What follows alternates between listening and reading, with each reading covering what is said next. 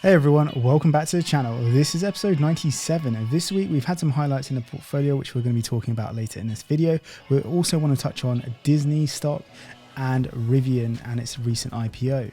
As always, don't forget to like, comment and subscribe as it really helps this channel grow. If you're interested in signing up to any of the platforms in this video, the referral links are all below and written reviews on 𝐅𝐫𝐞𝐞. Let's start off with Rivian and its recent IPO this week. I find IPOs of EV stocks very strange because straight off the bat, Rivian is already worth more than Ford or GM. This is insane as investors, are investors thinking that no one is going to buy cars from traditional car makers? Don't investors think that they're going to develop EV cars too? It's so odd in my opinion that EV car companies are worth crazy amounts of money. I find it so strange that you don't really know how long these cars are going to last. You don't know if these cars are lemons straight off the production line. What is the expected lifespan of these cars? The overall valuation of EV companies is just mad. The only one that can deserve a high valuation in my opinion is Tesla, and even that's still too high in my opinion.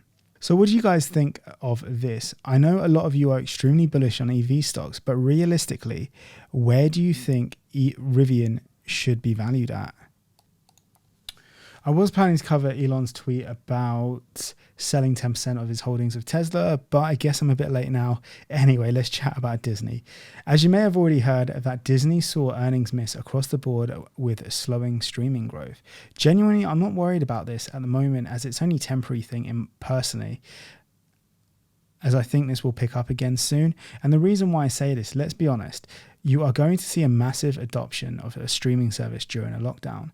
What are your thoughts about this? Like Disney Plus did help maintain Disney Plus's share price. It definitely was a huge factor in that, in my opinion.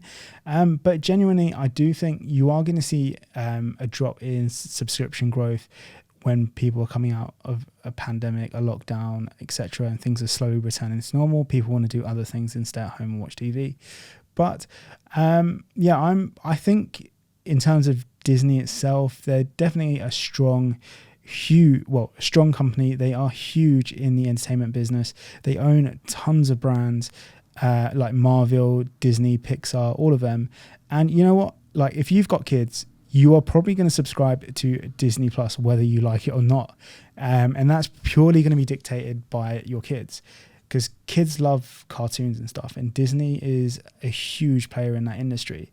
And if you don't have Disney Plus, you're clearly missing out. And it's definitely going to be one of those costs that, as if you are a parent, is definitely going to be something that you are going to be subscribing to, whether you like it or not, in my opinion. But that is just what I'm thinking right now. And yeah, I think it's only going to be a temporary drop in my opinion, and I do think they're going to see a growth in other sectors of their business, including their parks revenue, etc. So I'm not too worried about this. But what are your thoughts on this overall? Like Disney has seen a little bit of a drop because of this announcement. I think it did drop around $170 ish, maybe $165. I can't quite remember off the top of my head, but that's what I think about it anyway. Okay, so the portfolio is now at £19,767.86. I've invested £14,090.47. To be clear, this is not actually the amount I've actually invested. That is the amount invested including dividends, realized gains and distributions. So the total return at the moment, including those, is £5,677.39.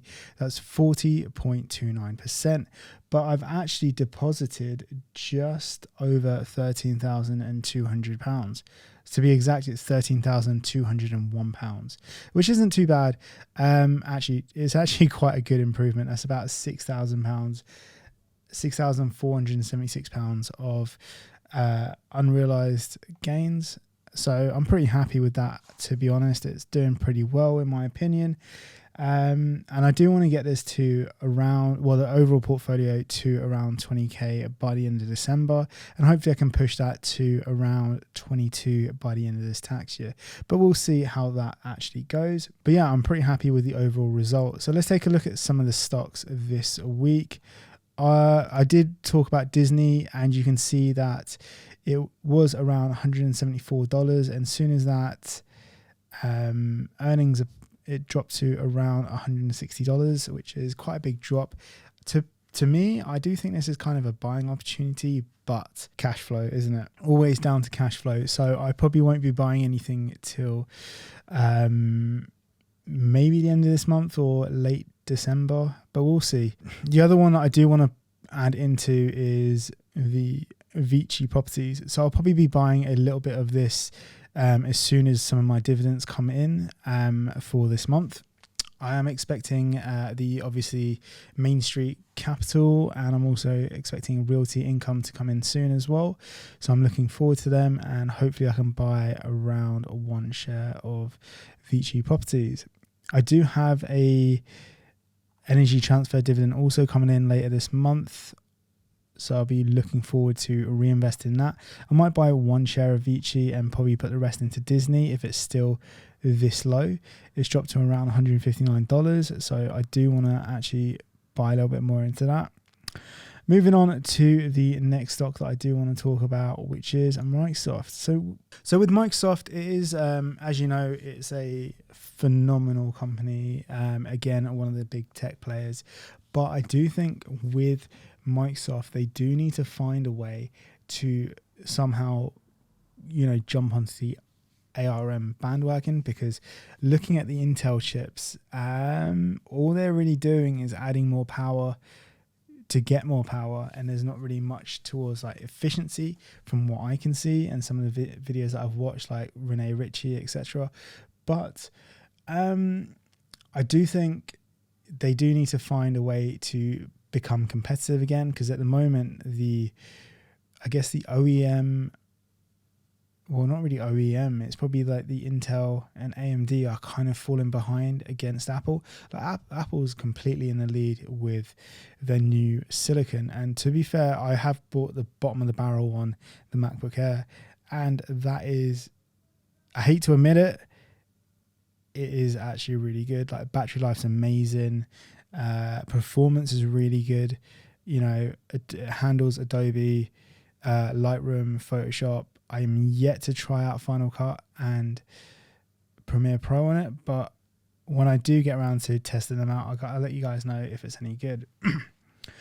But I do think it's kind of maybe something Microsoft needs to look out for, because and even to be honest, the Windows 11 has been a very, very bumpy announcement or initial launch or whatever. And I'm not really sure if I'm going to be upgrading to it, or do I have to buy a new desktop to actually run Windows 11.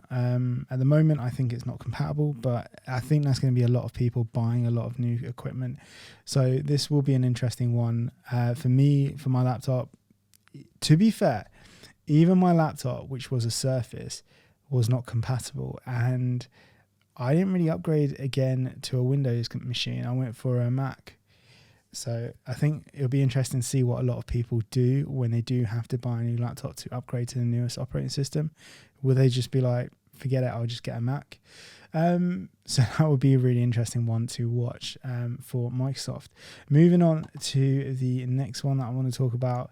Cloudflare's just hit over $200 again. So it's 204. I'm up 172%. So I don't really want to talk about that one that much. Alibaba, again, they just had their 11/11 massive sale. I think it's called like Singles Day or something on Thursday. And they've been doing pretty well. So on Thursday, it hit up to $169, but it did come down slightly towards Friday. So this one would be an interesting one to see what it opens up Monday. Again, I do want to start buying a little bit more into this. So I'm literally waiting for a payday to so I can buy a little bit more into this. And then the airlines, Airbus is doing okay. It's around 78% in the green. So I'm doing pretty okay with this. It's at $112, but if we look at it on the week, it did hit highs of around $117, and it's coming back down slowly. So this is interesting. I want to see what my Boeing stocks are doing over the month. It did hit another high of 224, but it did level out slowly. 3 months, it is definitely coming down though. But anyway, yes, I'm hoping Boeing and Airbus do continue to do well as the travel market slowly opens up. Yeah, for my trip, when I went away, it was proper complicated. PCR tests, and then coming back to England, it was proper confusing. Like trying to find a day 2 test, I felt like I was taking an exam. Just because it's so complicated, and I think that's definitely going to be a bottleneck for any of these travel stocks, especially for the recovery, because a lot of people just want something simple like the way it was before. You know, you didn't need a vaccine. Well, there was no such thing as COVID back then, but so it is definitely going to be an interesting one on see how the travel market does open up again. I personally hope it does, but I guess the question is when will all these COVID restrictions and vaccination requirements or even PCR tests just go away? Like, will they ever go away? That's kind of a question that, you know, it's something that we all hope it does. You know, they start easing it off or something, because at the moment, like, it's really impacted the world. Moving on to Apple. So moving on to Apple, as you may have known, I did buy I've placed a new order on an iPhone 13. And what is interesting is that there is a huge global shortage of chips, and the wait times for an iPhone at the moment is around a month, which is insane. Like, I didn't think it was going to be that long to order an iPhone. Like, I have got, so I've placed an order like at the start of November, and yeah, it says 2 to 4 weeks. So, and I'm looking at other sites, and yeah, it's about a month. So that is an interesting thing. And I'm curious to know, like, is it going to impact Apple's performance for the sale of the new iPhone? Would they go to another manufacturer, even though most manufacturers do have some sort of shortage?